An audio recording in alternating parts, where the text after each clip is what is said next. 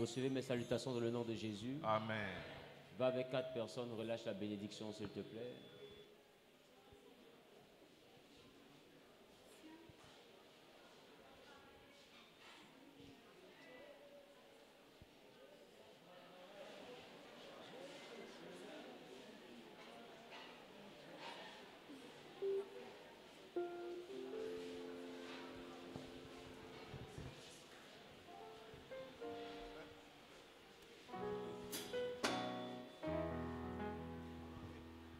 Mon âme est dans la joie.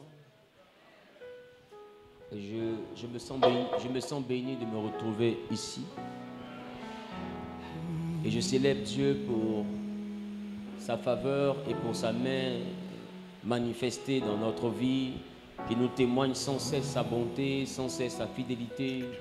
Et j'aimerais simplement vous inviter à ovationner Jésus-Christ, celui-là pour qui nous sommes rassemblés ici. Je te célèbre. Simplement pousser des cris de joie, pousser des cris de victoire. Pour lui dire merci, pour le bénir pour cette semaine.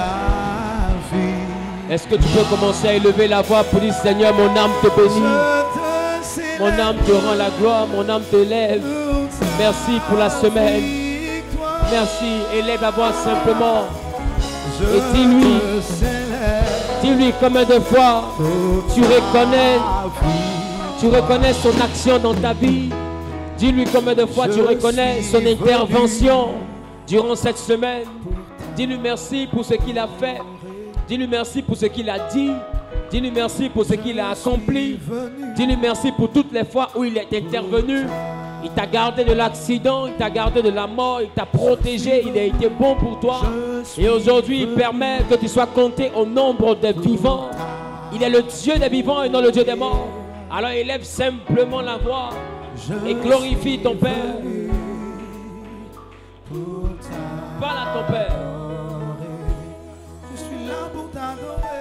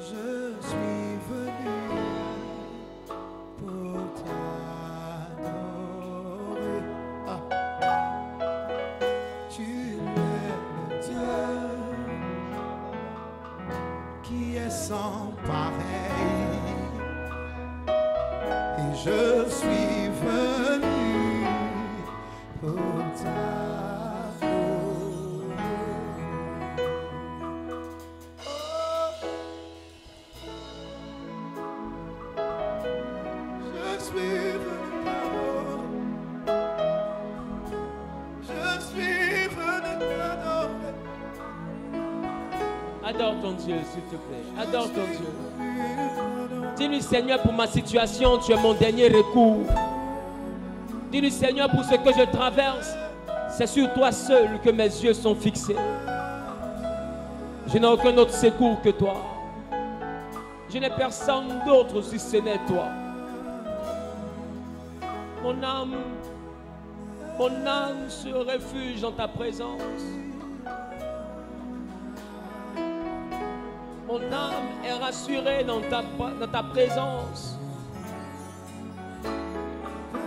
Dans tes parvis, je me sens bien. Tu es le Dieu, Dieu d'Abraham. Je te célèbre pour ta victoire. Tu es le Dieu qui ne change pas. Je te célèbre pour ta vie. Chantons, tu es le Dieu. Tu es le Dieu. Dieu d'Abraham. Dieu d'Abraham. Et moi je te célèbre les mains levées. Je te célèbre Pour t'adorer. pour ta victoire. Tu es le Dieu. Tu es le Dieu Qui ne change pas. qui ne change pas.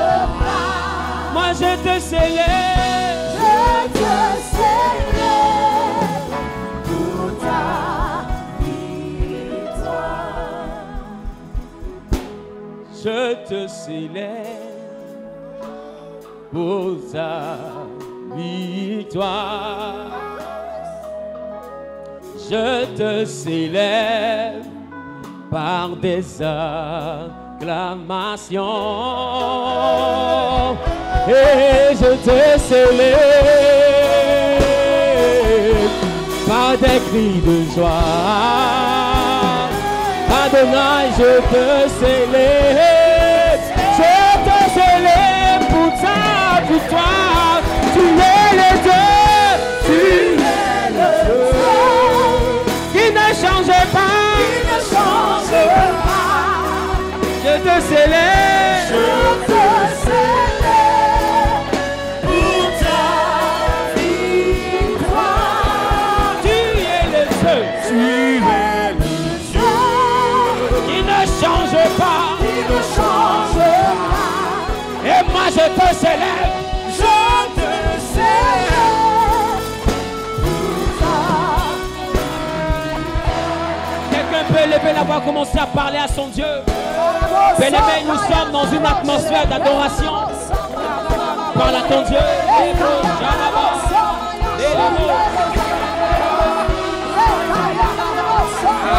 Alléluia, Hosanna. Alléluia, Hosanna. Alléluia, Alléluia, Alléluia, Hosanna. Hosanna, Alléluia, Hosanna. Alléluia, Hosanna. Alléluia, Hosanna, Hosanna, Hosanna, Hosanna. Alléluia,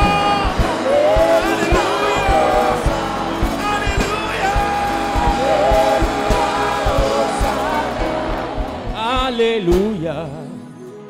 Hosanna na Yahweh. Alléluia. Hosanna na Yahweh. Alléluia. Alléluia, Hosanna. Alléluia. Alléluia, Hosanna. Oh, Alléluia. Alléluia, Hosanna. Tu es tout pour moi. Alléluia, Hosanna. Jésus, tu es toute ma vie. Oh. Alléluia, Hosanna. Tu es mon défenseur. Alléluia, Hosanna. Tu es le libérateur. Oh.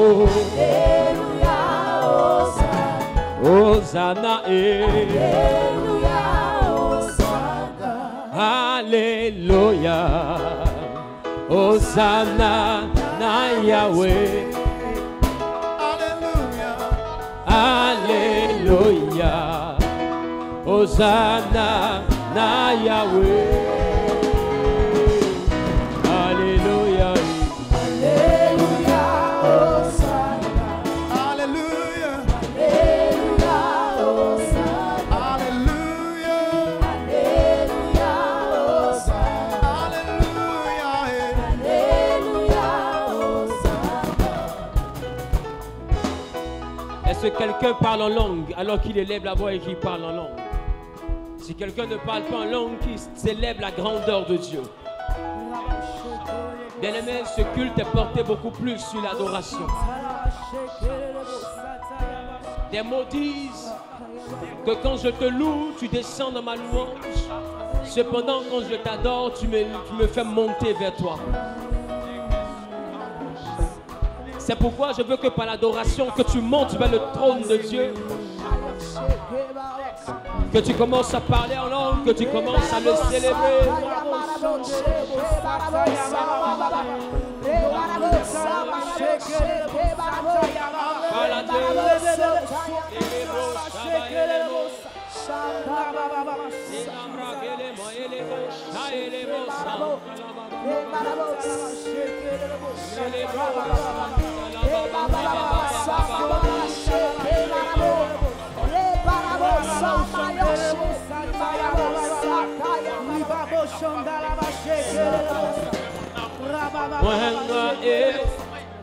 Soutiens-moi,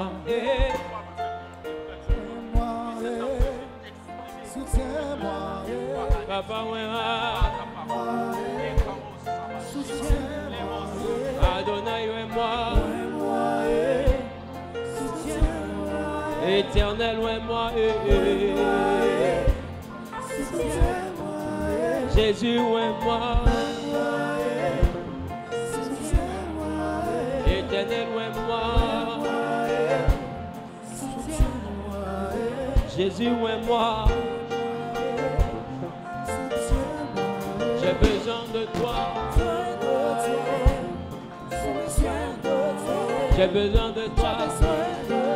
J'ai besoin de toi. J'ai besoin de toi. J'ai besoin de toi. J'ai besoin de toi. J'ai besoin de toi. Ouais, moi, Papa, ouais, moi, adore ton Dieu. Jésus, ouais, moi. Yahweh, ouais, moi, moi, j'ai besoin de toi. J'ai besoin de toi. J'ai besoin de toi. J'ai besoin de toi. J'ai besoin de toi. J'ai besoin de toi. J'ai besoin de toi. J'ai besoin de toi. Dis à Jésus, j'ai besoin de toi. J'ai besoin de toi. Moi, j'ai besoin de toi. J'ai besoin de toi. J'ai besoin de toi pour ma santé. J'ai besoin de toi pour mon ministère. J'ai besoin de toi pour mes affaires. J'ai besoin de toi pour mon travail. J'ai besoin de toi pour mes finances. J'ai besoin de toi pour ma vie sentimentale. J'ai besoin de toi pour tous les domaines. Jésus, moi j'ai besoin de toi. J'ai besoin de toi pour la longévité. J'ai besoin de toi pour prospérer. J'ai besoin de toi pour voyager.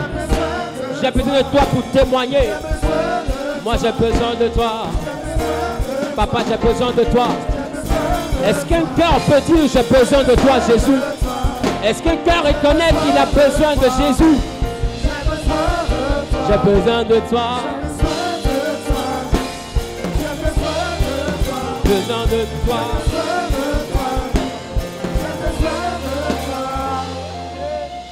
Et puis Kaïso, ombre du Tout-Puissant, même les sorciers doivent dire. Ça c'est le doigt de Dieu.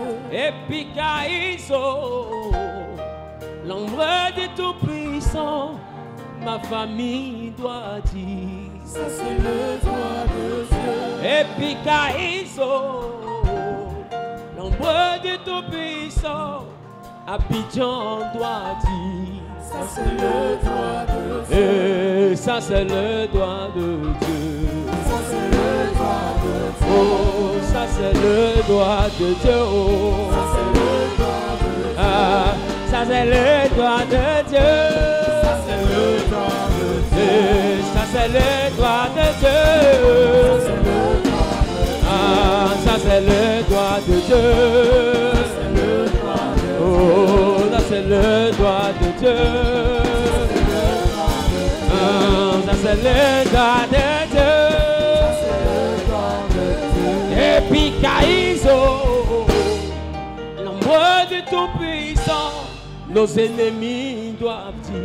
Ça c'est le droit de Dieu. Epikaizo, l'ombre du Tout-Puissant, ceux qui nous combattent doivent dire. Ça c'est le droit de Dieu.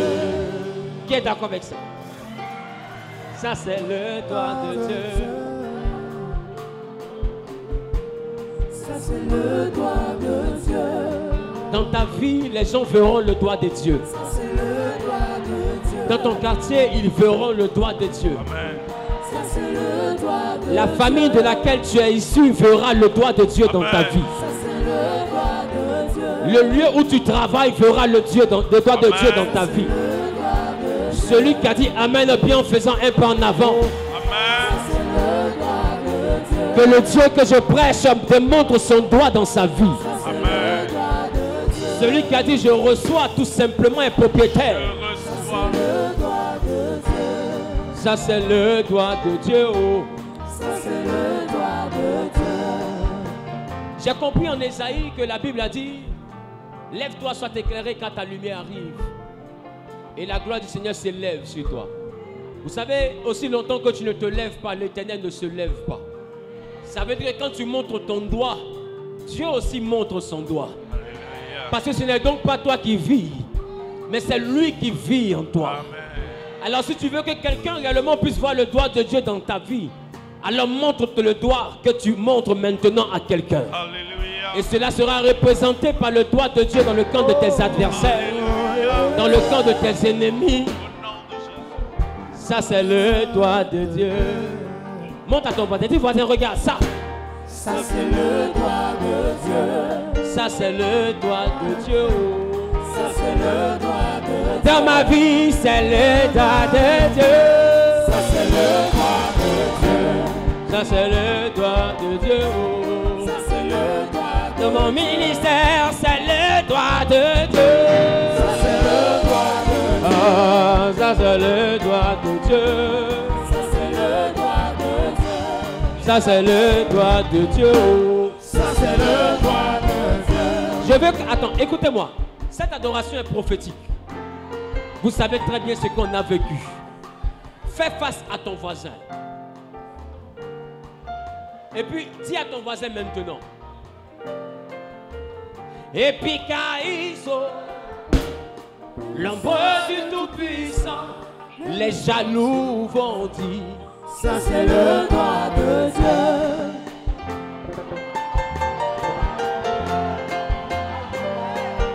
Dis-lui à ton voisin. 1, 2, 3.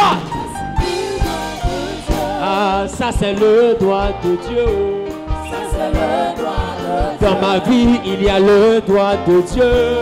Ça c'est le droit de Dieu. Dans mes affaires, il y a le doigt de Dieu. Ça c'est le droit de Dieu. Ah, ça c'est le doigt de Dieu. Ça c'est le droit de Dieu. Ouais, moi et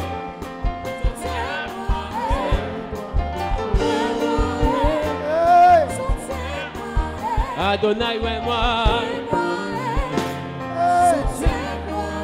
Jésus, ouais, moi. Pousse des cris de victoire à la gloire de Jésus.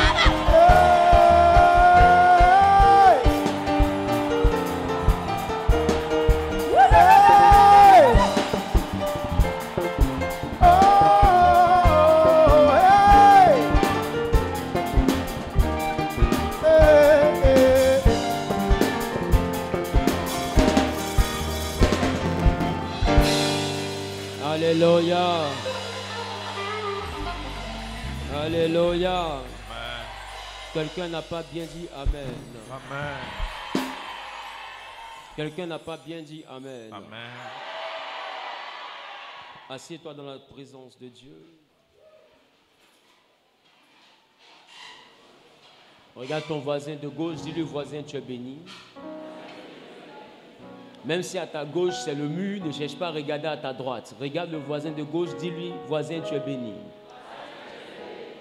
Vous devez comprendre que même quand nous sommes dans la présence de Dieu, il nous fait assister par ses anges. Amen. Dis à ton voisin, voisin, tu es béni. Regarde maintenant le voisin de droite, dis le voisin, tu es béni. Regarde maintenant le voisin de derrière, dis le voisin, tu es béni. Regarde le voisin de devant, dis le voisin, tu es béni. Qui a dit amen ou bien?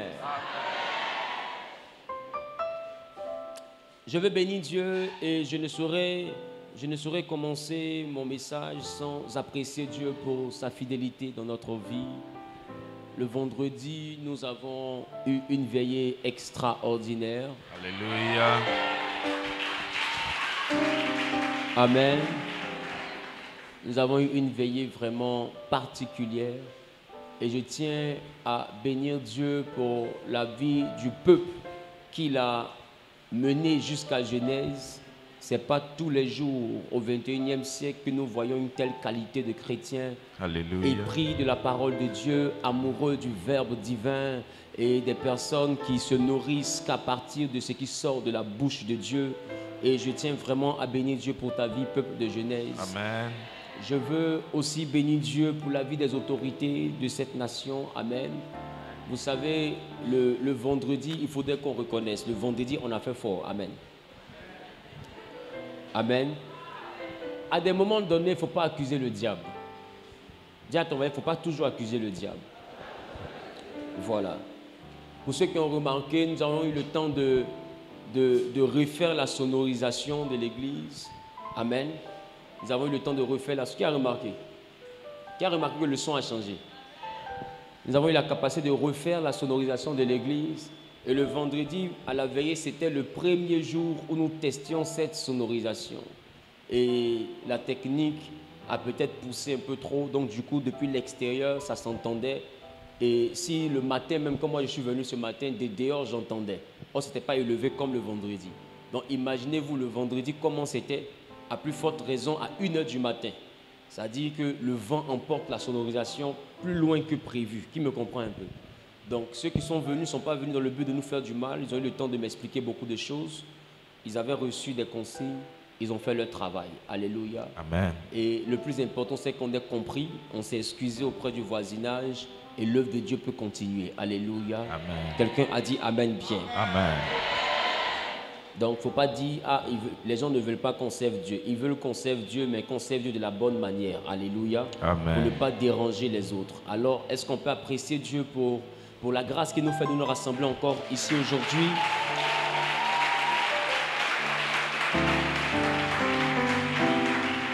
Dis avec moi, la maturité spirituelle. La maturité spirituelle. Nous avons eu le temps depuis un moment d'ouvrir cet enseignement sur la maturité spirituelle.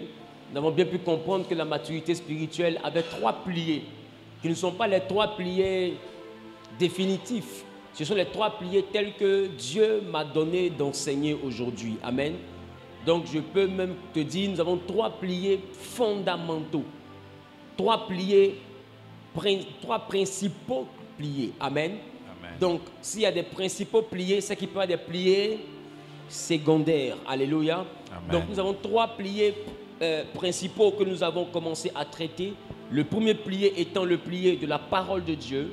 Le deuxième plié étant le plié de la prière. Et le troisième plié étant le plié de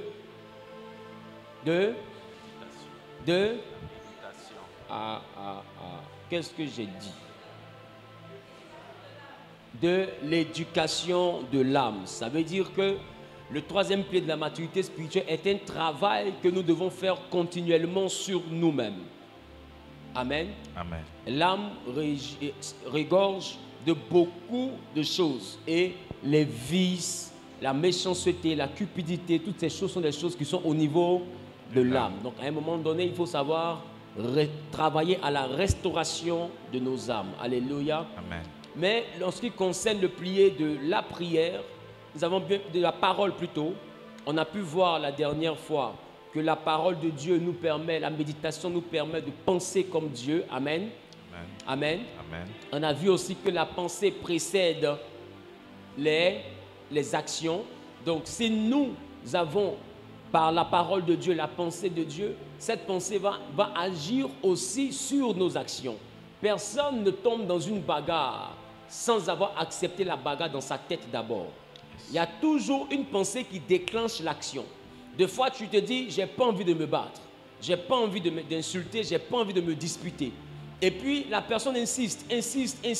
Et puis, à un moment donné, il y a quelque chose qui te dit dans ta tête. C'est une pensée. Amen. Quelque chose qui te dit dans ta tête, trop c'est trop. Il a dépassé la limite. Là, maintenant, il faut que je lui montre que je ne suis pas un cadavre. Amen. Et là, tu te mets à répondre. Mais avant de répondre, est-ce qu'il y a une pensée ou pas? Il y a une pensée qui te dit, la goutte d'eau vient de déborder. Amen.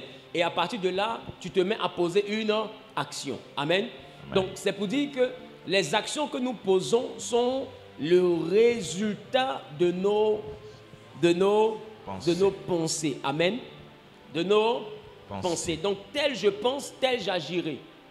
Donc, si tu vois quelqu'un faire du vol une qualité, ça dit il a décidé d'en faire un métier, c'est que dans sa pensée, là, il n'y a pas un autre chemin pour réussir si ce n'est pas voler. Si tu vois quelqu'un aller se prostituer, c'est que dans sa tête, il n'y a pas une autre solution si ce n'est pas se prostituer. C'est pourquoi tu vas demander une prostituée. Pourquoi tu te prostitues? Tu vas te demander, mais si je ne fais pas ça là, je fais quoi? Ça veut dire que là où c'est limité sa pensée, c'est là où se sont retrouvées ses actions. Amen. Donc, plus nous avons une ouverture d'esprit, plus nous avons une sagacité, une finesse d'esprit, plus nous arrivons à étendre les champs d'action et plus nous avons diverses manières d'action, diverses manières d'agir plutôt, diverses manières de réagir face aux situations, face aux choses que nous traversons. Alléluia. C'est pourquoi je vous exhorte à méditer quotidiennement la parole de Dieu afin de vous imprégner totalement de la pensée de Dieu. Quelqu'un m'entend correctement, il dit la pensée de Dieu. La pensée de Dieu. Dis à ton voisin, tu dois penser comme Dieu. Tu dois penser comme Dieu. Alléluia. Amen. Alléluia. Amen. Vous savez, la foi consiste souvent à laisser Dieu agir. Et j'ai envie de te dire, Dieu ne parle pas quand il sait que tu peux parler. Amen. En Exode 14, 14, la Bible nous dit une chose. La Bible nous dit une chose.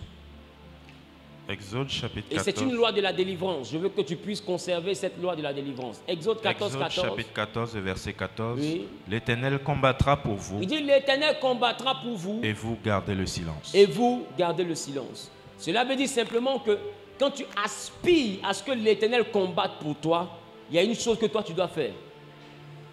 C'est quoi? Gardez le silence. C'est quoi? Gardez le silence. Donc, quand en réalité tu décides de ne pas agir ou réagir, ce n'est pas la faiblesse, mais c'est la foi. C'est parce que tu veux impliquer Dieu dans ton palabre. Tu veux envoyer Dieu à rentrer dans le combat. C'est pourquoi je veux dire à quelqu'un, si tu veux voir Dieu agir, n'agis pas. Tu veux voir Dieu parler, tais-toi. Tu veux voir Dieu réagir, prie. Apprends à porter, apprends à supporter. Qui me comprend un peu? Qui me comprend un peu?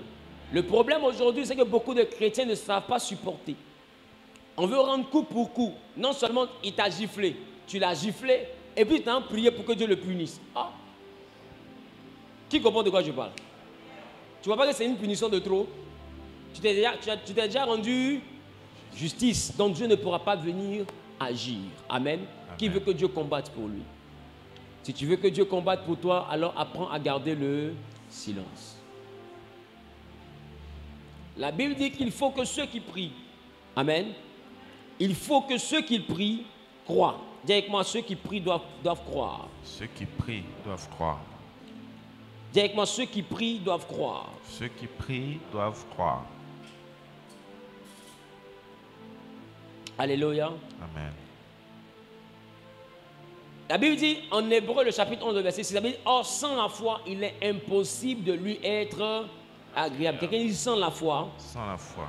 Il est impossible. Il est impossible de lui être agréable.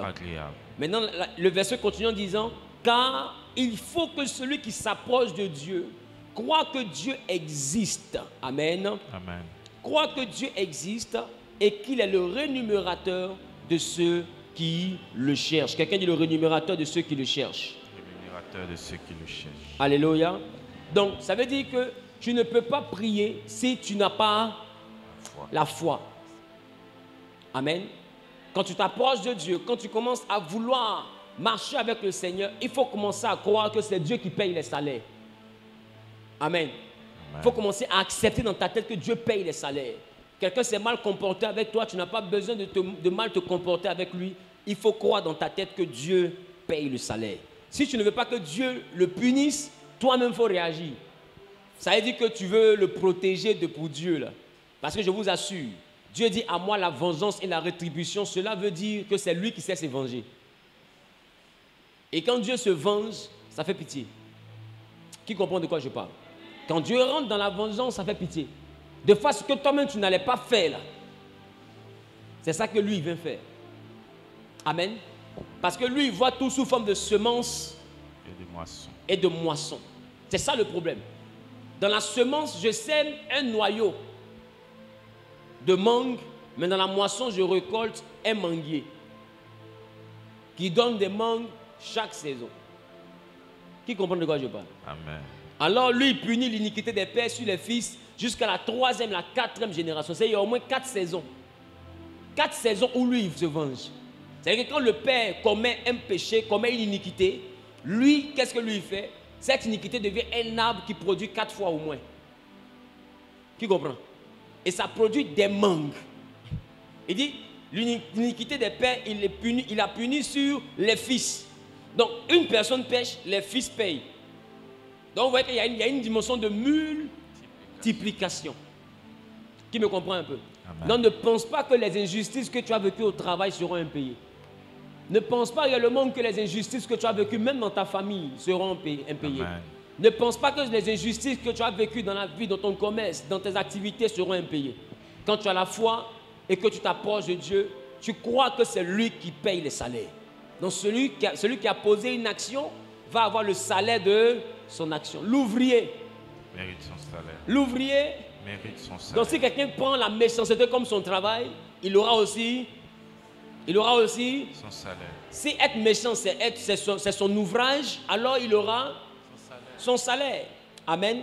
Amen. Si être jaloux c'est son ouvrage, alors il aura son salaire. C'est qu'elle est sur la terre avec Dieu à chaque travail. À chaque travail. Son salaire. Donc bien se comporter aussi, il y a un salaire. Ne pas craindre Dieu, vivre comme on veut. Il y a aussi son salaire. Craindre Dieu, il y a aussi son... Tout ouvrage auquel tu t'exerces, il faut te demander, est-ce que je suis prêt à récolter le salaire de mon ouvrage? Quelqu'un oublie son téléphone dans le taxi, tu dis Dieu m'a béni. Bon, Dieu qui t'a béni, c'est lui qui t'a fait fermer le téléphone. Tu fermes le téléphone, tu enlèves la puce et puis Dieu t'a béni. Mais si Dieu t'a béni, normalement, quand tu allais décrocher, il te dit, mon ami, comme tu as ramassé, garde. Là, on peut dire... Dieu t'a béni. Mais tu fermes le téléphone, tu caches le téléphone, même le chauffeur ne sait pas que tu as vu un téléphone et tu t'en vas prendre ça comme si c'était une bénédiction. C'est bien beau parce qu'aujourd'hui, en 2023, tu bénéficies d'un téléphone, d'une grande marque, mais le spirituel obéit à la loi de la compensation divine. Ça veut dire que ce qui ne t'appartient pas, que tu récoltes, devient une semence qui va produire une moisson. Or, la moisson est toujours plus abondante que la semence. Tu me comprends? Donc, ça veut dire que la personne vient de semer dans ta vie un portable d'une valeur. Alors, dans ta vie aussi, tu vas perdre des choses qui sont semblables à la moisson du portable qu'il a semé. Quand la terre reçoit la graine, si la terre de Dimbokro ou la terre d'Abidjan reçoit un noyau de mangue, ce n'est pas à New York que le manguier va pousser. La terre qui reçoit la semence, c'est la terre là qui produit le manguier. Et c'est cette terre là qui s'appauvrit pour que le manguier produise. Ça veut dire que toi, tu es une terre. Si tu reçois une semence par le vol, ça va pousser un arbre et ce arbre va puiser dans la terre les richesses. C'est pourquoi à chaque fois, on est obligé d'engraisser la terre pour la rendre encore riche. Parce qu'à chaque production, elle s'appauvrit. Donc quand tu connectes un arbre rattaché au vol, tu viens de faire pousser quand tu connais plutôt un arbre rattaché au vol, tu viens de présenter à ta terre réellement une moisson qui ne te sera pas bénéfique, mais qui va t'appauvrir. Et les fruits vont appartenir au propriétaire de la semence. Quand je vais semer dans un champ, sinon à Bassam, quand c'est un champ de manioc, le manioc que je récolte n'appartient pas à la terre. Le manioc qu'on récolte appartient au paysan qui a planté. Qui comprend de quoi je parle? Amen. La terre en elle-même, on n'a presque aucune reconnaissance. Après, quand on finit, on nettoie et puis on prépare une nouvelle semence. Tu comprends de quoi je parle? Donc c'est pour te dire que tu dois comprendre que tu es une terre. Donc tout ce que tu fais, arrange-toi à faire pour que le salaire de ça te soit bénéfique. On se comprend? On se comprend? Et c'est ce que Jésus a appelé dans l'histoire du figuier maudit. Il dit, pourquoi? Ça fait déjà 3 fois que je viens pour prendre la figue sur ce figuier, mais il n'y a toujours pas de figue.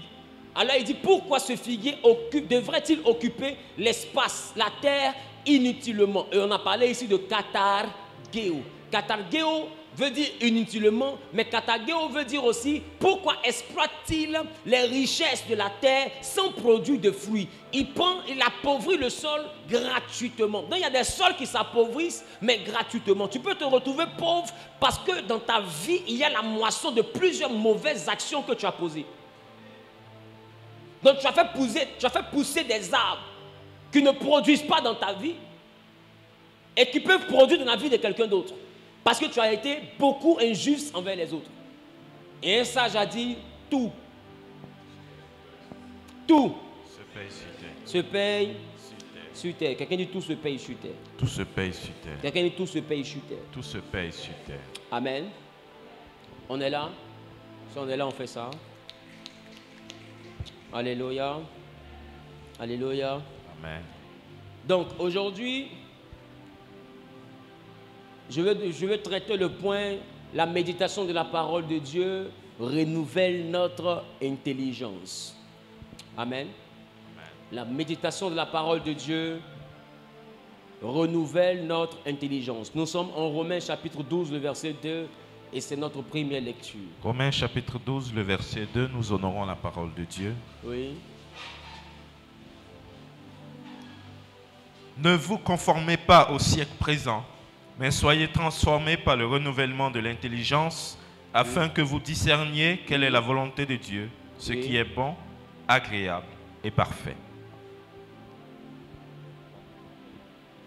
Il dit, ne vous conformez pas au siècle présent, mais soyez transformés par le renouvellement de quoi? L'intelligence. De l'intelligence. Afin que vous discerniez. Afin que vous discerniez. Quelle est la volonté de Dieu? Quelle est la volonté de Dieu? Ce qui est bon. Ce qui est bon. Agréable. Agréable. Et parfait. Et parfait. Assis dans la présence de Dieu. Il dit, ne vous conformez pas au siècle présent, mais soyez quoi? Transformés. Soyez. Transformés. Soyez. Transformés. Par le renouvellement. Afin que vous discerniez quelle est la volonté de Dieu. Amen. C'est pour dire qu'en réalité, nous ne sommes pas transformés parce que nous prions. Nous ne sommes pas transformés parce que nous prions. Pour ceux qui écrivent, nous ne sommes pas transformés parce que nous prions. Nous sommes transformés parce que notre compréhension, notre intelligence est renouvelée. Est-ce que quelqu'un me comprend? Amen. La prière ne te rendra pas propre. La prière ne te rendra pas propre.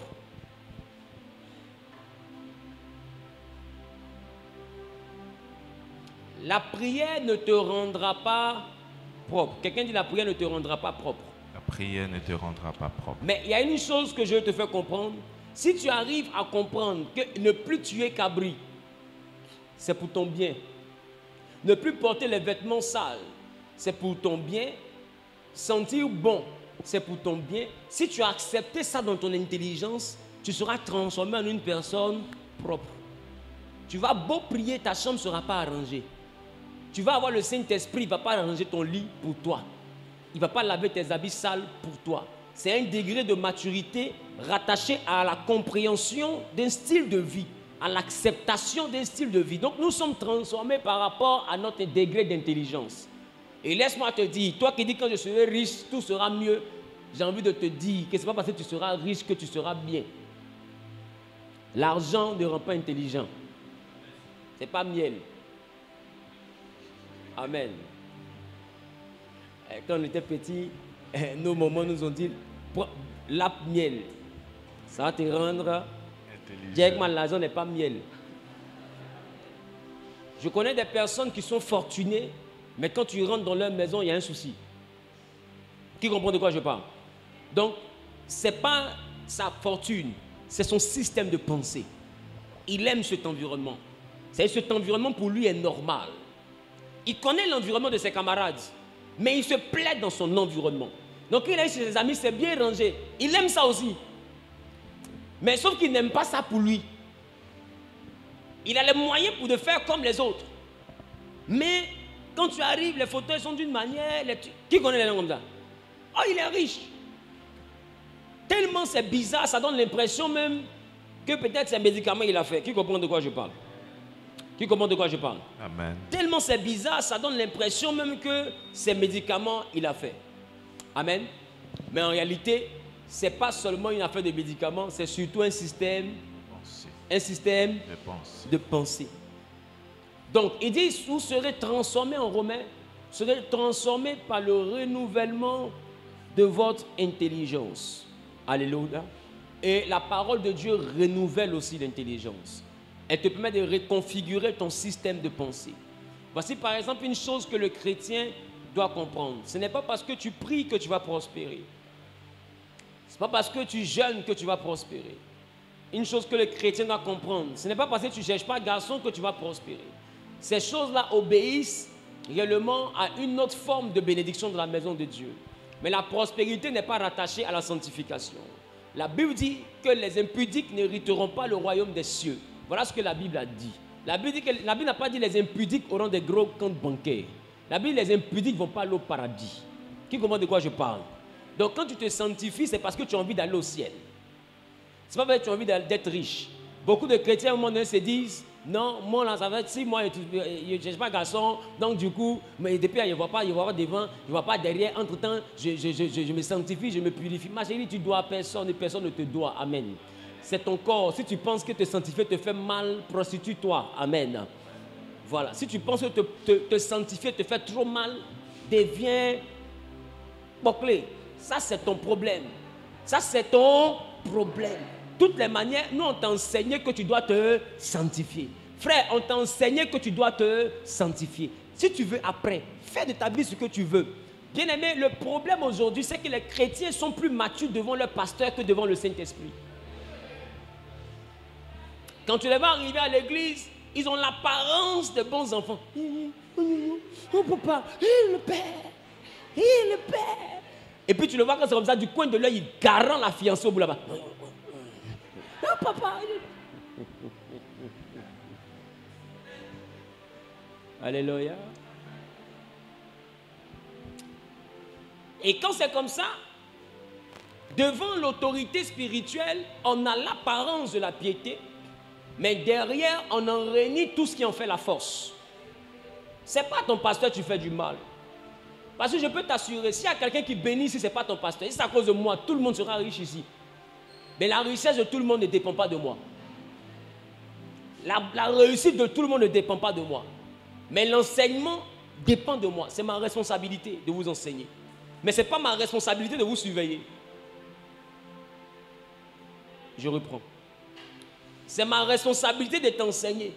Ce n'est pas ma responsabilité de te surveiller. Je suis prophète, je ne suis pas policier.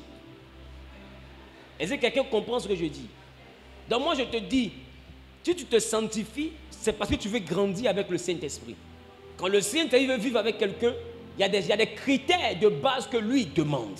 Pour te rendre fort, pour te rendre puissant, pour te faire dominer sur le monde des ténèbres, pour investir en toi sa pleine puissance, il te demande certaines choses. Si tu ne peux pas respecter ça, c'est que tu ne veux pas avoir sa pleine puissance. Dans ce cas, tais-toi, les sorciers vont te poursuivre dans la paix du Seigneur. Qui me comprend? Mais tu vois, la victoire sur le diable et ses démons, il y a des principes. Cette victoire-là vient parce que nous avons le Saint-Esprit. Le Saint-Esprit demande à ce que nous soyons aussi pas saints, mais recherchant la sainteté. C'est-à-dire des personnes dans la vie desquelles on sent l'effort de vouloir être saint. Il sait qu'on ne réussira jamais à être saint, mais aussi il connaît ceux qui arrivent à faire des efforts et ceux qui ne font pas d'efforts. Il juge le cœur de ceux qui font des efforts et de ceux qui ne font pas d'efforts. Donc avoir la mentalité aussi de Dieu t'envoie à être transformé. Aujourd'hui, j'ai un problème avec le corps de Christ parce que le corps de Christ est en crise. Par une dimension des chrétiens qui malheureusement, quand ils arrivent à l'église, leur premier objectif c'est d'avoir un rendez-vous du pasteur. Il faut que je le voie, il faut que je le voie. Il n'est pas moi à la croix pour toi. Toujours je le dis. Je ne suis pas mort à la croix pour vous. J'ai envie de voir le pasteur, mais c'est le pasteur a envie de te voir. Il t'a dit, va prier. Tu ne pries pas. Tu ne lis pas Bible. Tu ne jeûnes pas. Tu mourus chaque soir. Quand tu ne mourus pas une fille, tu te mappes un savon. Et puis tu veux voir le pasteur. Le pasteur peut changer quoi? C'est pas un mois tu es en conflit. Mon ami, ce n'est pas le pasteur que tu es en conflit. C'est Dieu que tu es en conflit. Donc venez faire semblant, non, papa, Marie, tu as fait que nous devons pleurer dans le bureau. Tu as pleuré, j'ai pleuré. On pleurera parce que ça fait pitié. Ma fille, c'est ce qui s'est passé. Oui, papa. Et vous faites ça. La semaine prochaine, j'ai réception. Vous venez, expliquez vos problèmes, vous allez voir. Vous expliquez, papa, depuis un moment, rien ne va. Ma fille, depuis un moment, rien ne va. L'église, je ne comprends pas. On dit, on va s'expliquer.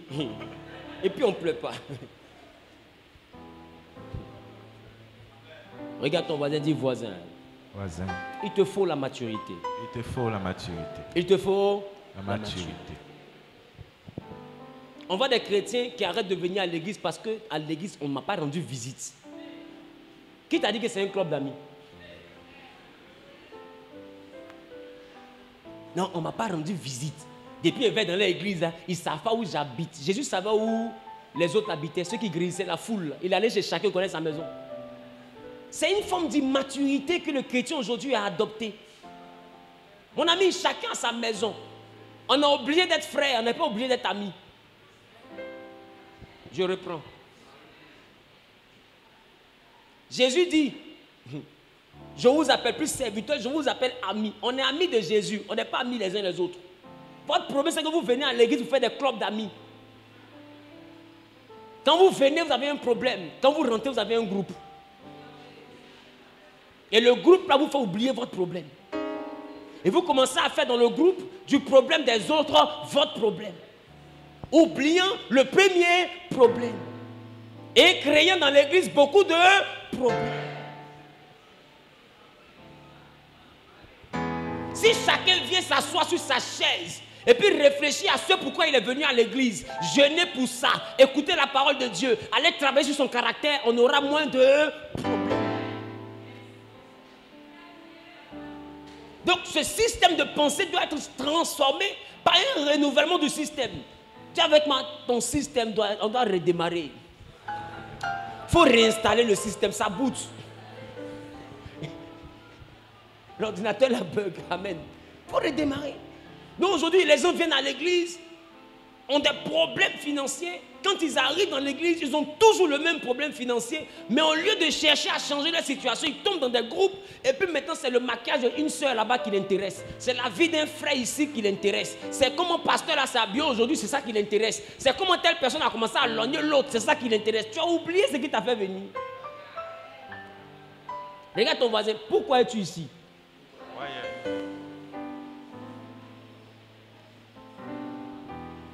C'est bon? On est à l'aise? Assieds-toi bien, voici la chaise. Assieds-toi bien.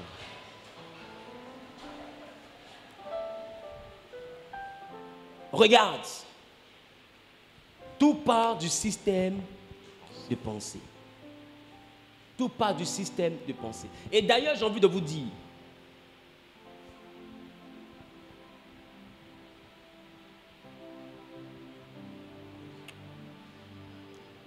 c'est en recherchant les intérêts de Dieu qu'on retrouve nos intérêts. Et c'est quoi j'appelle les intérêts de Dieu? Les intérêts de Dieu, ce n'est pas venir donner son argent au pasteur en abondance. Je ne vous ai jamais enseigné ça ici, vrai ou faux? Il n'y a jamais dit à quelqu'un, dépouillez-vous, venez me donner. Ce que Dieu me donne me suffit. Je vous ai dit, faites l'œuvre de Dieu. Je vous ai dit ici que si vous ne voulez pas faire l'œuvre de Dieu, je vais embaucher des gens qui vont venir faire l'œuvre de Dieu.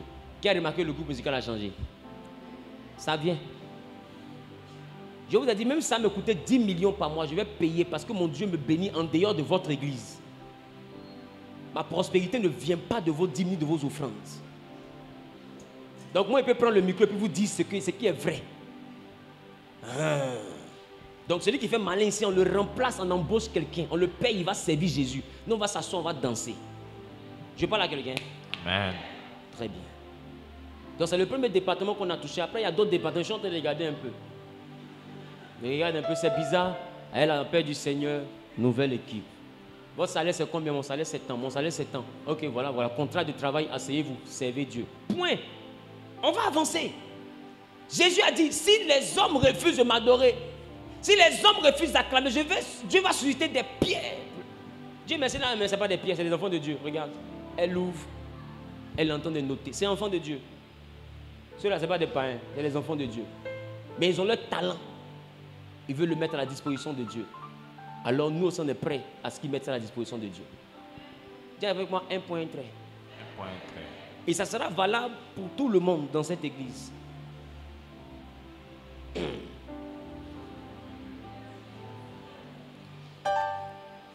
Je suis sûr que très prochainement, on aura Genèse avec un autre éclat.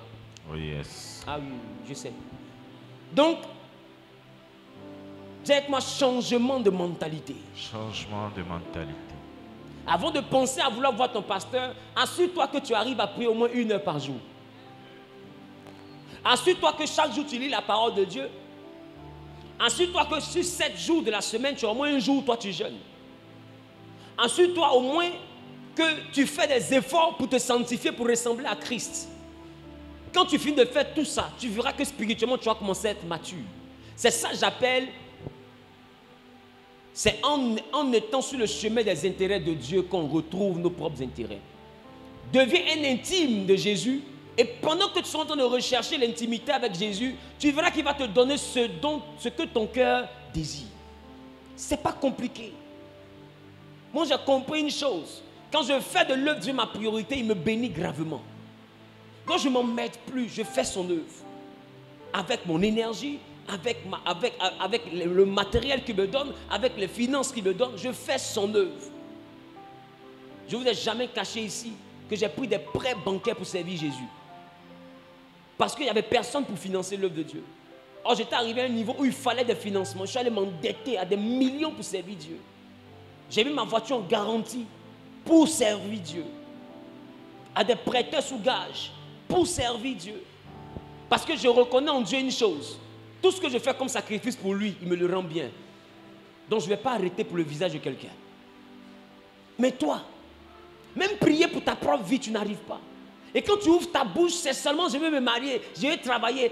Attends, c'est quand tu prieras pour grandir spirituellement. Quand est-ce que tu vas prier pour dire à Jésus, j'ai envie de grandir dans la présence du Saint-Esprit. Je veux te connaître davantage, je veux développer ton potentiel. Saint-Esprit, je veux que tu me remplisses davantage. Combien de chrétiens jeûnent pour ça? Tout le monde jeûne parce qu'il a envie d'avoir une promotion. Mais Dieu n'a que faire de ta promotion. La promotion en elle-même ne représente rien aux yeux de Dieu. Ce qu'il veut te donner, ce n'est pas la richesse. Ce qu'il veut de toi, ce n'est pas ton argent. Ce qu'il veut de toi, ce n'est pas ton or. D'ailleurs, même quel service tu lui rends? On a lu ici le vendredi soir que Dieu ne reçoit pas de présent. C'est-à-dire que les offrandes qu'on lui donne, ce n'est pas cadeau. Ça ne reste pas sur lui.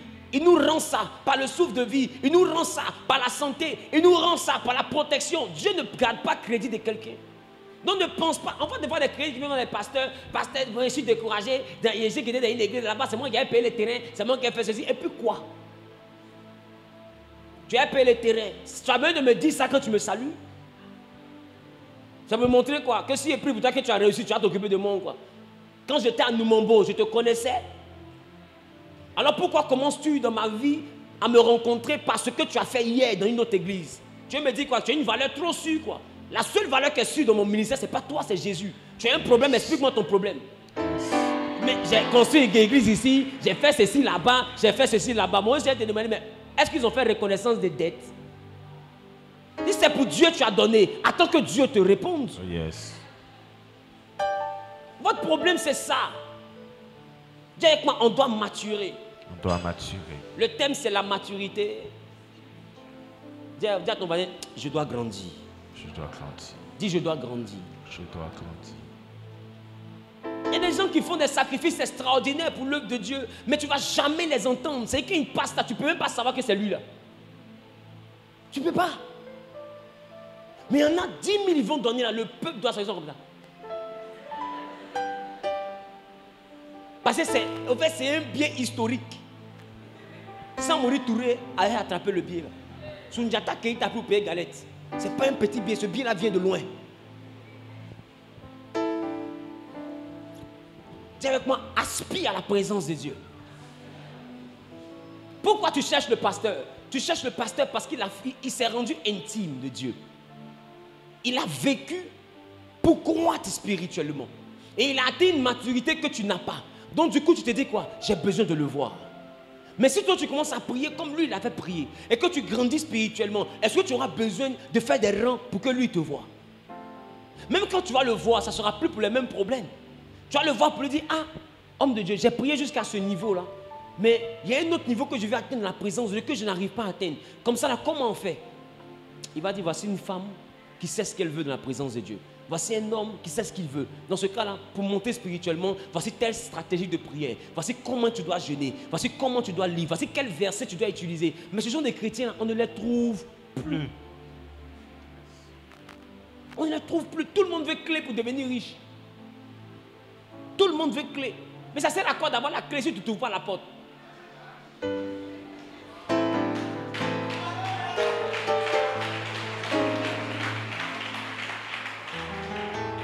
C'est la parole de Dieu. C'est la parole de Dieu qui va te montrer la porte.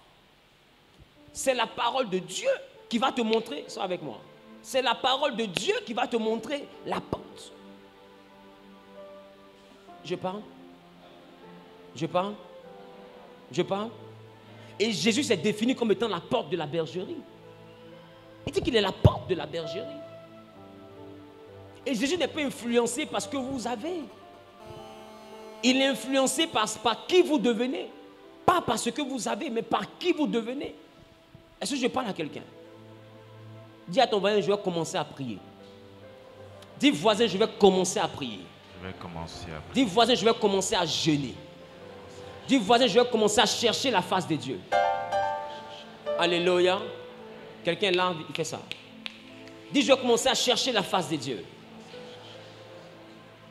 Il est important, au stade où tu es arrivé, de commencer à prendre ta vie chrétienne au sérieux. Tu dois grandir.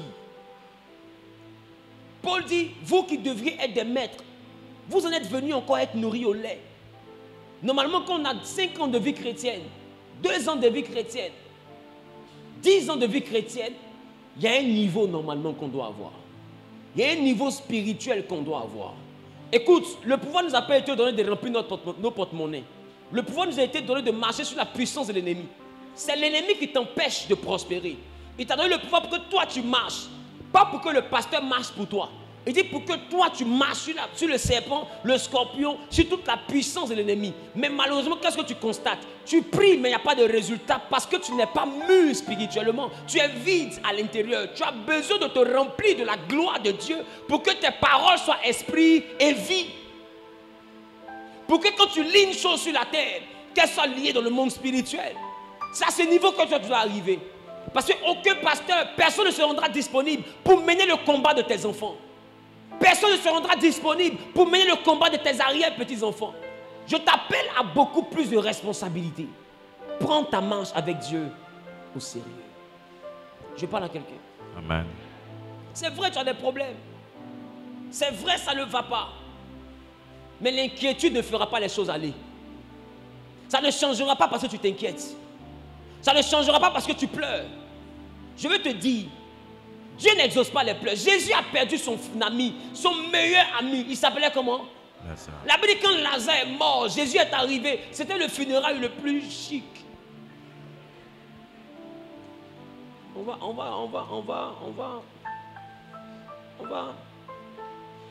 voir. Quelqu'un dit on va voir. On va voir. Jean le chapitre 11, le verset 35. Dis avec moi, funérail, il était chic.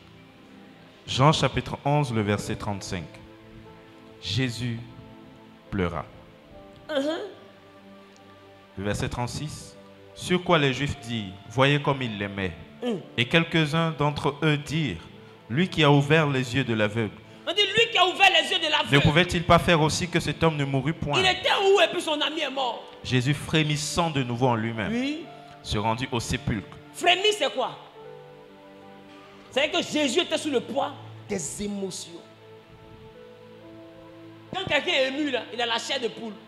Ou bien il a des frissons. C'est ça, il frémit. Mais c'est une émotion. Il était dans une émotion. Et puis Jésus pleura. C'est que c'était un funérail qui faisait pitié. Une atmosphère vraiment compliquée. Un funérail qui était chic. Les gens disent, oh, il pleure. Il y en a qui pensaient qu'ils vont venir à la présence de Dieu et puis vont pleurer jusqu'à leur nez va couler. Dieu aura compassion. Papa Jésus. Yeah. Au fait, toi, tu peux être dans le film. Écoute. Quand Jésus a pleuré, Lazare n'est pas sorti du tombeau. Ce n'était pas les larmes d'un homme ordinaire. C'était des larmes de la parole de Dieu faite chair. Normalement, la valeur que lui, il a, quand il se met à pleurer, le tombeau doit s'ouvrir. Les anges ont dit, le boss pleure, le boss, ouvrez le tombeau là, il ne doit pas pleurer. Bravo. Poussez le tombeau là. Soulevez Lazare, giflez-le, il va se réveiller. Mais tout était encore là, intact. Lazare qui sentait n'a pas eu parfum. Il continue à sentir. Le tombeau qui était fermé, ce n'est pas ouvert. C'est resté fermé. Celui qui était mort ne s'est pas réveillé. Il est resté cadavre. Mais Jésus pleurait. Jésus a frémi. Ça n'a rien changé. Non, ne cherche pas à prendre Dieu par les sentiments. Ne cherche pas à prendre Dieu par la pitié pour dire, il va voir que je fais pitié. Je pleure. Il fait tellement pitié. Non! Dieu n'a pas d'état d'âme. Parce que pour avoir un état d'âme, il te faut une âme. Dieu n'a pas d'âme, il est esprit. Et dans la dimension de l'esprit, il n'a pas d'état d'âme. Donc vos émotions, les émotions sont dans l'âme. Jésus peut frémir parce qu'à ce moment bien précis, il avait le corps, il avait une âme. Il avait le sang en lui. L'âme c'est le sang. Dieu n'a pas ça. Il est esprit, pneuma, souffle. Il est vent. Je parle à quelqu'un. Il n'a pas d'état d'âme. Il ne comprend pas le langage de la pitié. Voilà pourquoi, pour mieux s'enquérir de nos réalités, c'est Jésus qui est descendu. Dieu ne sait pas ce que le pauvre ressent. Parce que Dieu n'a jamais été pauvre. Pour savoir ce que la faim donne, il faut avoir eu faim. Pour connaître la douleur de perdre papa, il faut avoir enterré ton père. Pour savoir combien de fois un enfant qui meurt fait mal, il faut perdre ton fils. Dieu ne connaît pas la pauvreté. Comment il fait pour avoir pitié du pauvre? Alors pour goûter la pauvreté, il a permis que son fils se fasse cher, se dépouille de toute la gloire, de la richesse qu'il avait et qu'il se fasse pauvre, afin que par sa pauvreté que nous devenions riches. C'est par Jésus que Dieu a testé la pauvreté. Il ne la connaissait pas. Il ne connaissait pas la pauvreté. Pour savoir comment la malédiction fait mal. Dieu ne peut pas savoir, il n'a jamais été un maudit. Il n'a jamais été maudit. Il est bénédiction. Et il n'a pas la bénédiction, il est bénédiction. Donc comment est-ce qu'il fait pour savoir le sentiment que peut avoir Caïn? Comment Dieu fait pour savoir le sentiment d'un maudit puisqu'il n'a jamais été maudit? Et la Bible dit, par son fils, il s'est fait malédiction pour savoir ce que ça représente. Donc il y a des situations que Dieu ne peut pas comprendre. C'est toi, tu dois rentrer dans sa présence pour lui expliquer. Dis avec moi, pour lui expliquer. Et le seul qui peut comprendre ça, ce n'est même pas le Père. Parce que le Père est resté sur le trône. Mais c'est le Fils qui est venu toucher notre réalité. C'est pourquoi c'est par le Fils qu'on peut parler au Père. Parce que le Fils est à la droite du Père. Quand tu diras au Fils, je souffre, il pourra dire à son Père, je sais ce que ça fait. Quand tu diras au fils, j'ai faim, il pourra dire à son père, donne manger. Il dit, mais pourquoi? Il dit, 40 jours j'ai fait la dernière fois. J'ai senti. La faim, là, nous on ne connaît pas ça ici, mais quand je suis descendu, j'ai connu ce qu'on appelle la faim. Sinon, dis-moi, Si Dieu connaît la souffrance, comment il se permet d'oublier son peuple? Il a dit à Moïse, j'ai entendu les cris et je me suis souvenu. Comment ton peuple est esclave pendant 430 ans? Il souffre, toi c'est maintenant tu te souviens. C'est-à-dire que les gens ont souffert 4 générations presque et demie. On allait vers la 5e génération, à valeur de 100 ans par génération. Donc 5 générations, toi tu ne sais pas qu'on souffre. C'est après 400 ans que tu as entendu. Et tu t'es rappelé. Se rappeler vient résoudre le problème de l'oubli. On ne peut pas se rappeler d'une chose qu'on n'a pas oubliée. Donc pendant 430 ans, il les avait oubliés. Oh, ils souffraient. Tu penses que ta souffrance t'envoie être vue par Dieu?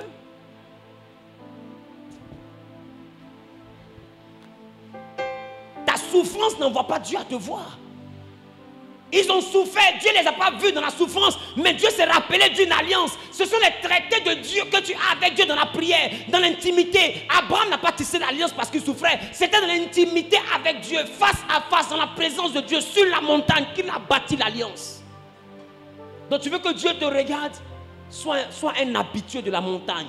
Et à chaque fois que tu es dans sa présence, bâtis des alliances. Quand tu souffres, il se souviendra de ce que vous deux, vous êtes dit. Ce n'est pas ta souffrance qu'il regarde, c'est qu'est-ce que vous vous êtes dit. Vous vous êtes déjà dit quoi? Même bonjour, tu ne lui dis pas. Et puis tu veux qu'il se souvienne de toi parce que tu ne manges pas. Toi, tu es qui? Tu ne sais pas qu'il y en a qui souffrent que toi? La vraie souffrance n'est pas dans cette salle. Regarde comment tu es jolie. Regarde ton voisin. Votre voisin, tu fais honte. C'est toi qui dis que tu souffles. Regarde le voisin. Ça, c'est souffrance. Belle femme comme tu es. Joli garçon comme tu es. Lève-toi un peu. Tu auras honte, tu vas voir. Tu connais souffrance. Regarde la semelle de ta chaussure. Toi, tu souffres. Regarde ton talon. Regarde comment c'est joli. Toi, est-ce que tu connais souffrance? Chaussure de souffrance. Quand tu vois chaussure de souffrance, on t'explique pas, dis lui, il souffre. Lui, il souffre. Tu connais pantalon de souffrance. Toi, tu as make-up. Tu as perruque. Il fallait que j'en parle. Tu as perruque. Et puis tu as dit aux gens, je souffre. Il ne faut pas prophétiser quelque chose que tu n'as pas vécu. Je te promets, tu n'as pas encore touché la souffrance. La souffrance. Rentre souvent à la maison à 1h du matin. Tu vas voir des gens qui sont couchés au feu, rond-point de 9 kilos. Ils dorment au feu. Et quand il pleut, ils vont où? Toi, tu as studio, tu souffres. Arrête de prophétiser quelque chose. Arrête d'appeler quelque chose que tu n'as pas encore connu. Arrête de déclarer quelque chose que tu n'as pas encore vécu. Tu ne souffres pas. Celui qui souffre, c'est dans le temps de venir à l'église. Depuis hier, il n'a pas mangé. Il vient s'asseoir pour entendre quoi? Pour entendre quoi? C'est pendant qu'il entend, là, il y a l'heure, midi encore arrive. Donc il est en train de chercher ce qu'il va manger à midi. Il est sur la route là-bas. Toi, tu es ici, là. Je te promets, tu sais dans ce que tu vas manger. C'est peut-être parce que tu as envie de manger, mais tu sais ce que tu vas manger. Voilà, peut-être que tu as envie de manger foutu, hein. On va te donner riz gras, mais au moins tu sais ce que tu vas manger. Donc, il ne faut pas dire à ton mari, ne dis plus je souffre. Tu ne souffres pas. Tu ne souffres pas. Ne te mets pas dans le lot de ceux qui souffrent. De peur que Dieu n'ait envie de te faire goûter la souffrance. Pour que tu comprennes ce que c'est que la souffrance. Parce que c'est un mot qui est trop lourd. Tu as des besoins. Tu as des choses que tu souhaites avoir pour que ta vie soit meilleure. Mais souffrance enlève ça sur toi. Ne prophétise plus jamais ça, même dans une causerie. Si tu as un palu, ne dis pas, oh, je souffre. Palu. Souffrance. Il y en a qui sont malades, quand ils respirent, ça fait mal. Ce que tu n'as pas vu, il ne faut pas dire que ça n'existe pas. Il y en a qui respirent, ça leur fait mal. Respirer. Respirer. Le mouvement le plus simple de la terre. Lui, il respire, il crie. Donc, s'il crie en respirant, c'est marcher, il va marcher. Qui comprend ce que je dis? Ne prophétise pas cette chose sur toi. Tu ne souffres pas. Je déclare, je décrète et je prophétise. Que le Dieu que je prêche avec persévérance, le Jésus-Christ, mort et revenu d'entre les morts pour le salut de quiconque croit, qu'il pourvoie tous tes besoins au nom de Jésus. Qu'il fasse de toi un témoin oculaire de la manifestation de sa gloire. Que par ta vie, que la démonstration de sa gloire dans ton environnement soit tangible. Que par ta vie, que la démonstration de l'exaucement dans ta vie soit tangible. Que partout où tu iras, que Jésus fasse de toi un sujet de témoignage, un sujet d'allégresse. Que ce qui te manquait hier descende dans ta vie au nom suprême de Jésus. Je prophétise sur la vie de celui qui fait un pas en avant et saisit la parole. Que l'Éternel maintenant te marque et te démarque. Qu'il fasse de toi un chrétien qui aura plaisir à être dans sa présence, qui prendra plaisir à le chercher dans la prière. Que la vie de prière que tu avais perdue maintenant soit rétablie, restaurée dans ta vie. Que l'Éternel te donne la capacité de rentrer dans ses parvis par des chants, par l'allégresse, qui te donne de faire de toi chaque jour, au quotidien, un homme, une femme de prière, de référence dans le jeûne, référence dans la parole de Dieu, qui fasse de toi une personne marquée par le sceau du Saint-Esprit, qui fasse de toi une personne dangereuse pour le camp de l'adversaire, qui fasse de toi un homme puissant dans le combat spirituel, qui fasse de toi une personne ouïe dans la dimension de la délivrance, qu'il accomplisse dans ta vie sa promesse. Celui qui a dit Amen plus fort que son voisin est propriétaire, au nom suprême de...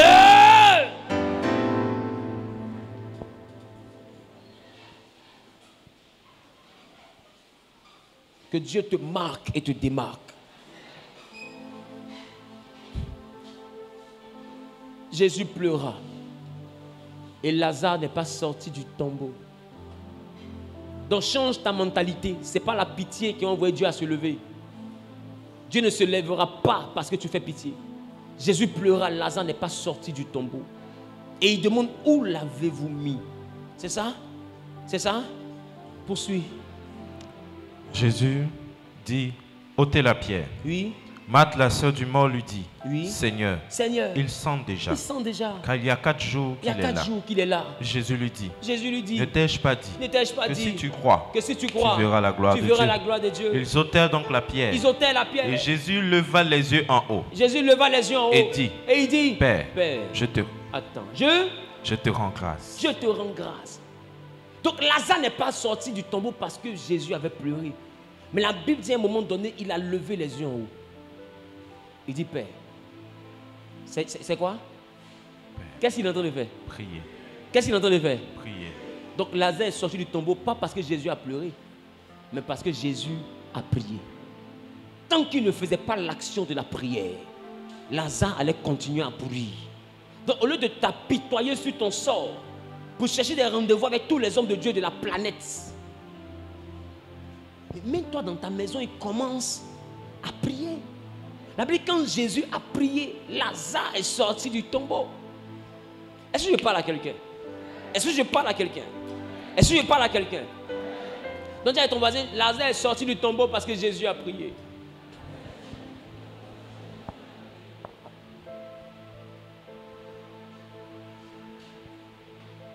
Maintenant, je vais vous faire comprendre aussi une chose. La Bible dit que Lazare avait 2 sœurs. Il y avait Marie, qui se rappelle d'elle, et il y avait Marthe. La Bible dit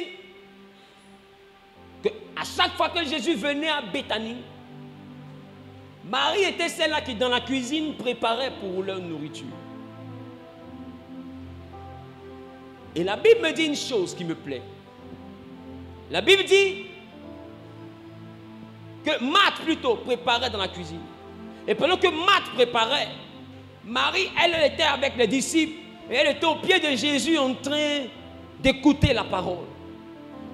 Et pendant qu'elle écoutait la parole de Dieu, Marthe se plaignait et dit, mais maître, demande à Marie de venir m'accompagner, qu'elle vienne m'aider parce qu'il y a beaucoup de travail, mais elle est assise à écouter. Il dit, ce que tu fais est bien, mais Marie a choisi la bonne part, celle qui ne lui sera jamais ôtée. Et ils ont poursuivi le message. Elle aussi a continué à cuisiner. Mais plus tard, la Bible dit une chose. Pendant qu'ils étaient en train de pleurer aux obsèques. Plusieurs personnes ont pleuré. Marthe s'est jetée à ses pieds. Mais quand Marie s'est jetée à ses pieds, la Bible dit, alors Jésus frémit et Jésus pleura. La résurrection de Lazare est donc sortie des pieds de Jésus. Parce que c'est à partir de ses pieds que l'élément de la prière a été déclenché. Une femme s'était retrouvée à ses pieds-là. Et bizarrement, c'était cette Marie-là. La Bible dit que c'était elle qui avait versé le parfum sur les pieds de Jésus. Elle a entendu la parole aux pieds. Et elle a scellé la parole avec une offrande que Judas a combattue. Judas dit, cette offrande n'a trop de valeur, on peut donner ça aux pauvres. Et Jésus le regarde, il dit, tu es méchant. Les pauvres seront toujours avec vous. Il y a des moments aujourd'hui où quand un chrétien décide de faire du bien, le monde s'offusque. Non, on peut donner aux pauvres. Mais vous qui voulez qu'on donne aux pauvres, pourquoi vous avez nourri combien de pauvres? Quand les gens jettent l'argent dans les bars, vous ne parlez pas de charité. Quand les gens jettent l'argent dans les maquis, vous ne parlez pas de charité. Mais quand ils essaient de faire l'œuvre de Dieu, vous savez où les pauvres existent. Pourquoi vous êtes comme ça? Pourquoi la mentalité de Judas? Dès l'instant qu'on veut faire du bien à Dieu, automatiquement, les gens s'offusquent. Frère, je veux dire à quelqu'un, si tu fais du bien à Dieu, à l'œuvre de Dieu, que ce soit financièrement, matériellement ou avec tes propres efforts, tu n'as pas péché. Dieu le mérite. Dieu le mérite. Elle a entendu un message au pied de Jésus. Elle a versé un parfum au pied de Jésus. Et le jour où Lazare est mort, elle s'est jetée encore au pied de Jésus. Une manière de dire à Jésus, ma soeur préparait. J'ai pris une offrande qu'un voleur, Judas, a évaluée à 300 cycles d'argent. Tu sais, le voleur a une particularité. Il ne vend jamais la chose au bon prix. Tu as payé ton téléphone à 1 million, le voleur le vend à 600 000. Qui comprend ce qu'il est dit? Le voleur ne vend jamais au bon prix. Il n'a pas le temps. Donc quand Judas regarde le parfum, dans le chap-chap, dis avec moi chap-chap. Chap-chap. Chap-chap de ce parfum-là, c'est 300 deniers. Et il dit, ça, on peut vendre ça rapidement. Ça, il connaît l'acheteur. Judas a un réseau. Il mettait, on revend ça tout de suite. Il dit, on vend à 300 deniers tout de suite. Mais est-ce que vous savez que 300 deniers, c'est pratiquement le salaire annuel d'un ouvrier à cette époque? Parce que l'ouvrier juif était payé à 1 denier la journée. On l'année à 365 jours. Quand on retire les week-ends de repos, nous sommes environ à 1 an de salaire. Donc près d'1 an de salaire, elle verse sur les pieds de Jésus. Judas est choqué. Il dit, comment on peut mettre sur les pieds de Jésus 1 an de salaire? Jésus, est-ce que Jésus mérite tout ça? On va donner aux pauvres. Mais en réalité, si c'était à Judas qu'on donnait ça, il n'allait pas parler des pauvres. Je reprends. Si c'était à Judas qu'on donnait ça, il n'allait pas parler des pauvres. On voit des gens dire, non, ça là, pourquoi il a ça? Pourquoi il a ça? Pourquoi il n'a pas ceci? La même voiture, si on lui donne, il ne va pas parler des pauvres. Et c'est un enfant. Si on lui donne, il ne va jamais parler des pauvres. Et laissons les pauvres, même sont loin. Même son frère ne va pas avoir pour lui dedans. Même son frère. Bien-aimé, c'était à ses pieds là qu'elle avait entendu. Jésus dit, les paralytiques marchent, les malades guérissent. Les aveugles voient et même les morts ressuscitent. Quand Lazare était malade, ils ont envoyé le chercher. Il n'est pas venu. Alors les gens lui ont reproché ça. On dit, mais il vient pleurer ici aux funérailles. Mais il était où quand il était malade? C'est pas lui qui relève les paralytiques. On a envoyé les gens le chercher. Il n'est pas venu. Donc elle se jette à ses pieds pour lui dire, maître, à ses pieds j'ai entendu une prédication. J'ai même fait une offrande sur le message parce que j'ai cru en ta prédication. Mais quand mon frère est tombé malade, j'ai voulu voir ce que tu disais à l'existence. Mais je n'ai pas vu. Tu n'es pas venu ce jour-là. Jusqu'à il est mort. Si tu étais là, mon frère ne serait pas mort. Es-tu en train de me dire que j'ai donné ma vie pour t'écouter pour rien? J'ai donné 1 an de salaire pour rien. Es-tu en train de me dire que j'ai commis l'erreur de t'adorer? Bible dit quand Jésus va voir cette femme, il va frémir en lui-même parce que son ministère était remis en cause. Lazare est l'un des rares que Jésus a ressuscité officiellement devant tout le monde avec une prière à haute voix. D'habitude, il se retirait avec Pierre, Jean et Jacques, mais ce jour-là, la Bible, il a élevé la voix. Et lisez bien la prière. Vous allez voir que c'est une prière pour démontrer qu'il est vraiment un envoyé de Dieu. Lis la prière. Il dit quoi? Ils ôtèrent la pierre. Jésus leva les yeux en haut et dit, Père, je te rends grâce de ce que tu m'as exaucé. Il dit, tu m'as exaucé. Pour moi. Pour moi. Je savais que tu m'exauces toujours. Moi, je sais que tu m'exauces toujours. Ça veut dire qu'il n'est pas en train de prier à haute voix pour lui. Il dit, pour moi, je sais que pour moi, tu fais toujours. Mais, allons-y. Mais, oui. J'ai parlé à cause de la foule qui m'entoure. Il dit, j'ai parlé à haute voix à cause de la foule qui m'entoure. C'est que là, je veux démontrer à quelqu'un qui n'a pas commis l'erreur de m'adorer. Je suis arrivé au niveau, je dois prouver que je ne suis pas une erreur. Je dois démontrer à Marie qui est restée à mes pieds que ce que je lui ai prêché n'était pas un mensonge. J'ai besoin de prouver pour ma crédibilité.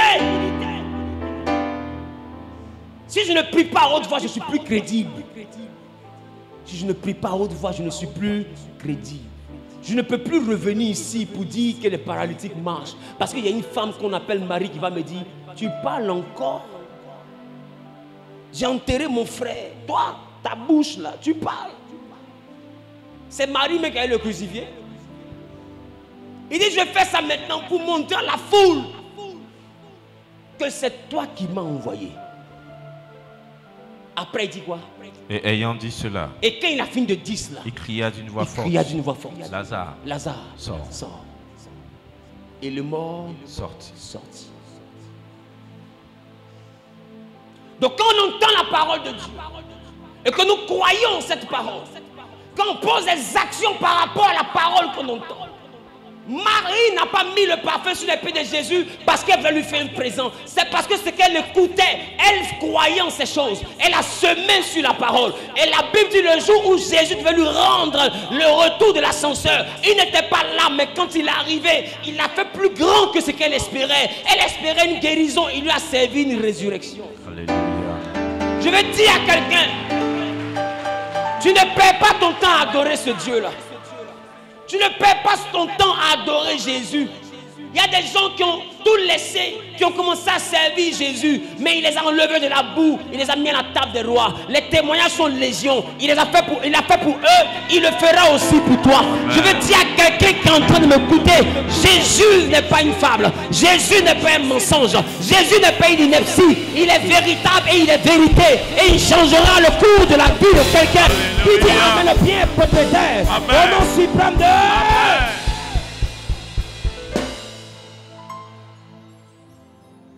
Pourquoi on relâche dans le service de Dieu?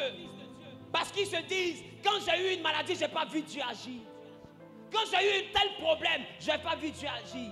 À des moments, il ne vient pas quand Lazare est malade. Mais c'est quand Lazare est mort qu'il vient. Parce que quand il vient, quand Lazare est mort, c'est pour démontrer à quelqu'un qui s'était refroidi que tu n'avais pas mal fait de m'adorer. Je vais dire à quelqu'un, il y a de l'espoir pour toi. Après ça, tu as le choix. Mais nous sommes dans un monde où la neutralité ne bénit personne. Soit tu appartiens à la lumière, soit tu appartiens aux ténèbres. Mais les ténèbres coûtent cher. Les ténèbres coûtent cher. Les ténèbres te rendent milliardaire et détruisent toute ta maison. Les ténèbres coûtent cher. Mais la lumière que Jean a annoncée, la Bible dit, la lumière luit dans les ténèbres. Et les ténèbres n'ont point reçu. Mais à ceux qui l'ont reçu, à ceux qui croient en son nom, elle a donné le pouvoir de devenir enfant de Dieu. J'ai donc compris qu'un enfant de Dieu, normalement, ne doit pas souffrir, à moins que son père ne veuille lui donner une éducation.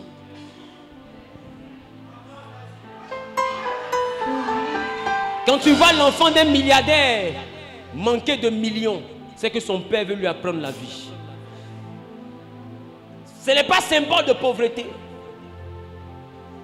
Le manque d'un enfant de milliardaire n'est pas la pauvreté. Il peut être victime de la rigueur de son père. Soit son père veut lui apprendre la vie. Eh bien, son père veut lui donner une autre considération de la vie. Ou bien il a eu accès à l'argent. Son père a vu que quand il a l'argent, il n'est pas sage. Alors on le prive de cette richesse pour qu'il comprenne que la vie n'est pas facile. Pour qu'il comprenne qu'il doit prendre soin de ce que son père lui donne. Et à partir de là, son père le mettra après dans toutes les bonnes conditions. Voilà pourquoi quand Dieu nous éprouve, ce n'est pas pour nous détruire, mais c'est pour qu'on puisse faire des preuves. Parce que l'épreuve nous permet de faire des preuves. Quand nous faisons des preuves, Dieu nous juge dignes de la bénédiction qu'il veut nous confier. Dieu ne bénit pas quelqu'un sans l'éprouver. L'épreuve n'est pas une malédiction. L'épreuve est un test qui t'envoie à la classe supérieure. C'est pourquoi avant d'aller au CP2, tu as eu des épreuves. On appelle ça composition. Avant d'aller en 6e, tu as eu l'épreuve du CEP. Avant d'aller en seconde, tu as eu l'épreuve du BPC. Avant d'aller à l'université, tu as eu l'épreuve du bac. Avant d'être diplômé, tu as eu l'épreuve du BTS. Et puis ainsi de suite, d'épreuve en épreuve. Aujourd'hui, tu es devenu un ingénieur. Qu'est-ce qui a fait de toi l'ingénieur? C'est l'ensemble de toutes les épreuves que tu as eues année après année. Tu ne deviendras pas grand si tu ne réussis pas les tests que le ciel t'envoie. Quand Dieu t'éprouve, ce n'est pas pour te détruire. Ne te considère pas maudit. Ton Père est riche dans les cieux et il veut te rendre riche. Mais il veut s'assurer que tu as la bonne éducation. Il veut s'assurer que tu as la bonne compréhension. Il veut s'assurer que tu as la bonne mentalité. Il veut s'assurer que tu as la bonne compréhension. Il veut s'assurer que tu comprends les choses. Il a besoin de se rassurer de l'éducation qu'il t'a donnée. Sinon, je te dis une chose. La richesse que tu as dans le cœur que tu veux recevoir dans ta vie, si elle vient dans ta vie que tu n'es pas préparé, c'est la richesse qui va te perdre. Prends le temps et remarque. Des fois, tu as des petits projets, mais dès l'instant que l'argent arrive, remarque que l'argent vient et te présente une direction. Qui remarque? Et c'est quand l'argent finit que les grands projets reviennent dans ta tête. Qui a remarqué? Parce que l'argent est une entité spirituelle. Un homme a ses projets, mais l'argent vient avec sa volonté. Et c'est parce que Jésus sait que derrière l'argent, il y a un esprit qui opère. Cet esprit s'appelle Mammon. Mammon n'est pas l'argent. Mammon, c'est le démon qui opère à partir de l'argent. C'est un peu comme si on dit la machette, c'est les microbes. Les microbes, ce n'est pas la machette ce n'est pas les microbes, mais les microbes ont l'habitude d'opérer avec la machette. Qui comprend de quoi je parle? Mammon, ce n'est pas l'argent. Parce que Dieu ne saurait revendiquer la gloire d'un démon. Or, il dit, l'or et l'argent m'appartiennent. Donc, Mammon n'est donc pas l'argent. Mammon, c'est un démon qui agit par l'argent. Mammon envoie les hommes à s'humilier pour l'argent. Mammon envoie les hommes à mettre l'argent devant tous les principes. C'est-à-dire qu'à cause de l'argent, je suis prête à me prostituer. À cause de l'argent, je suis prête à me rendre esclave. À cause de l'argent, je suis prêt à tuer mon frère. À cause de l'argent, je suis prêt à vendre un bébé. À cause de l'argent, je suis prêt à voler, à braquer, à découper des gens. Qui comprend de quoi je parle? À cause de l'argent, je suis prêt à tout. L'esprit qui t'envoie à tout faire pour avoir l'argent, c'est lui qu'on appelle Mammon.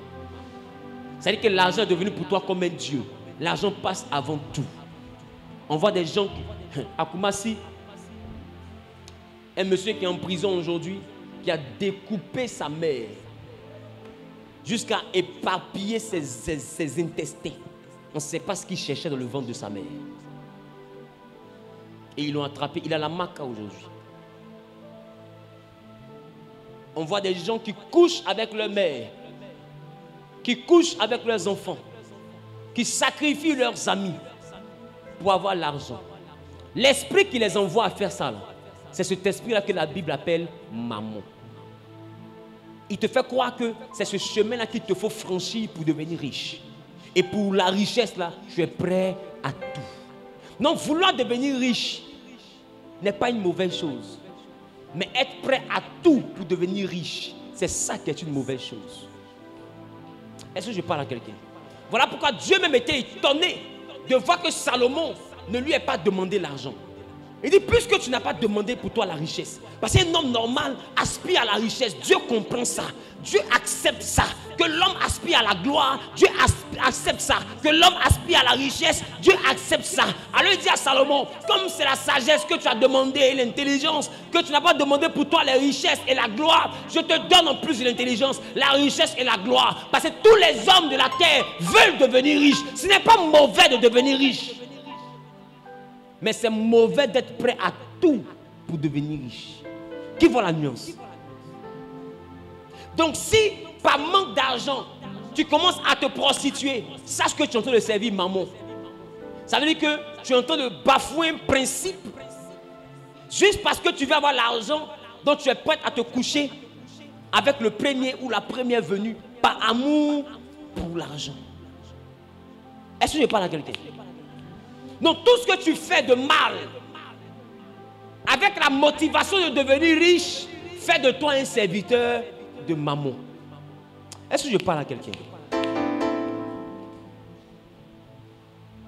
Quand tu n'aimes pas quelqu'un, que tu lui dis je t'aime, juste pour l'argent, au fait, comprends une chose.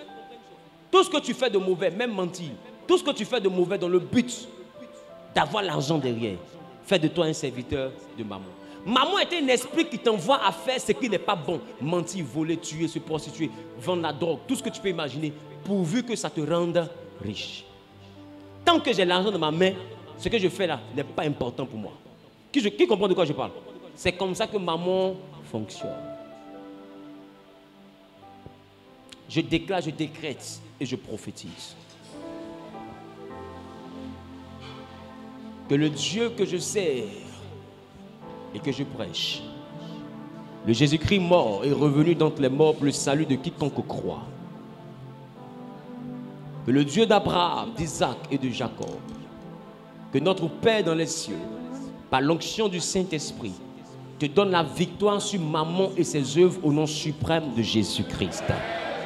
Que celui qui dit Amen bien, que l'Éternel lui donne la richesse et la gloire, mais pas à tout prix. Que Dieu te donne la richesse qui vient de lui, qu'il te donne la gloire qui vient de lui, et qu'il te loigne du programme de maman dans ta vie.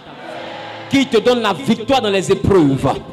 Et que chaque épreuve avec Jésus te donne de faire des preuves. Qu'il te relève là où tu étais tombé face au test de maman. Que l'Éternel te relève et te conduise dans la terre promise au nom de Jésus. Je ne parle ni ne m'adresse à tout le monde, mais je m'adresse à l'homme et à la femme qui dit Amen en saisissant la parole. Que l'Éternel t'accorde la victoire sur toute œuvre des ténèbres attachées aux finances. Toute ruse des ténèbres attachées aux finances. Qui a dit Amen, je reçois et est propriétaire. Que l'Éternel te délivre de cette relation dans laquelle tu es emprisonné à cause de l'argent. Que l'Éternel te délivre de cette activité dans laquelle tu es emprisonné à cause de l'argent. Que l'Éternel te délivre de ces pratiques dans lesquelles tu es emprisonné à cause de l'argent. Que l'Éternel te délivre de la ruse de maman. Celui qui a dit Amen bien. Que la délivrance commence à se manifester dans sa vie. Au nom de...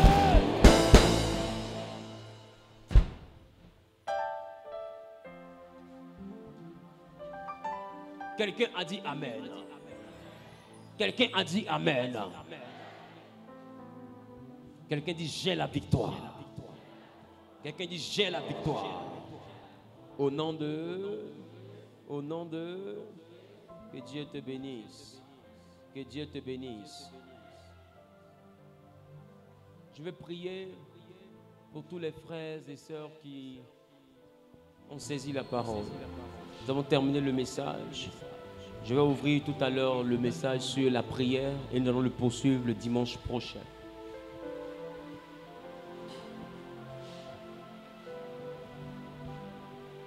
Reste devant.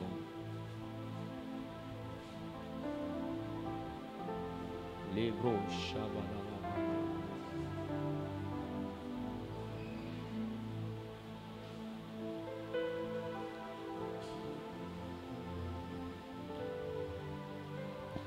Je prie. Reste devant. Reste devant.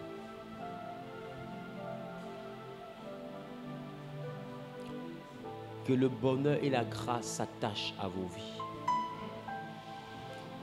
Que le Dieu sacré des Hébreux dont je suis le prophète, qui m'a permis ce matin de prêcher sur la maturité spirituelle, renouvelle maintenant votre système de pensée, qui vous donne la pensée qui correspond à la prospérité divine, la pensée qui correspond à la mentalité divine, qui correspond à l'avènement de la gloire qui vient du ciel et non de la terre. Qu'il vous donne l'intelligence et la sagesse. La sagesse n'existe pas dans le ciel sans la crainte de l'Éternel. Quand la Bible déclare que la crainte de l'Éternel est le commencement de la sagesse. Qui vous donne la sagesse qui vient d'en haut et non la sagesse de la terre. Qui vous éloigne de la ruse et qui vous communique l'intelligence. Qui vous éloigne de la malice et qui vous communique la sagesse. Et qui vous donne la victoire sur Mammon et ses activités. Qui vous donne de trouver les stratégies qui vous permettront de réussir selon Dieu. Et que la maturité dans la prière vous soit communiquée. Que la maturité dans le jeûne vous soit communiquée.